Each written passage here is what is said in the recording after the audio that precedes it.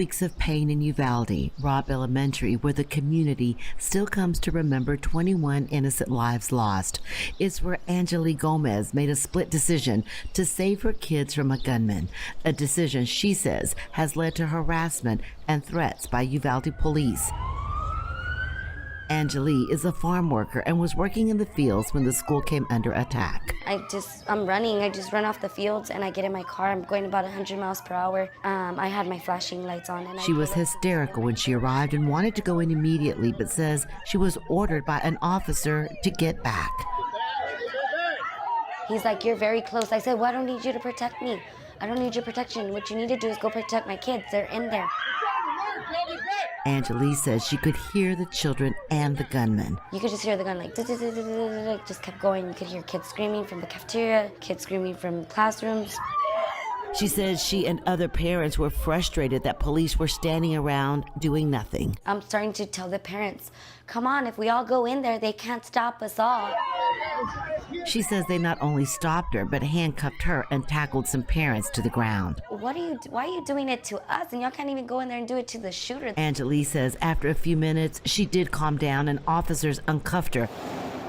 That's when she ran, hopped a nearby fence, and ran inside. I mean, it was really risky what I did, but at that moment, you don't think. It's just your mind goes blank and you're just in there to do what you're gonna do. Angeli says she first ran to one of her son's classrooms and got the teacher to open the door and then help lead the entire class out of the school. They're already coming in for me, so might as well take your way out.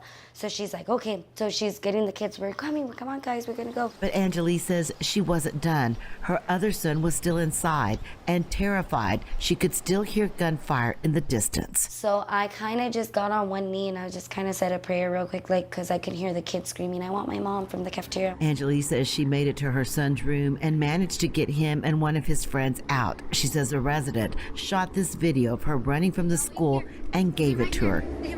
It shows her and the two boys running into the parking lot, her son breaking down into tears. You're gonna be okay. Angeli's attorney, Domingo Garcia, says she acted with more heroism than most of the officers who responded that day. Hey, how you doing? It's a sad statement that these Pelosi officers are willing to arrest parents who are just trying to save their children as opposed to going after an active shooter who at that time was still shooting children and killing them and shooting teachers, and they did nothing.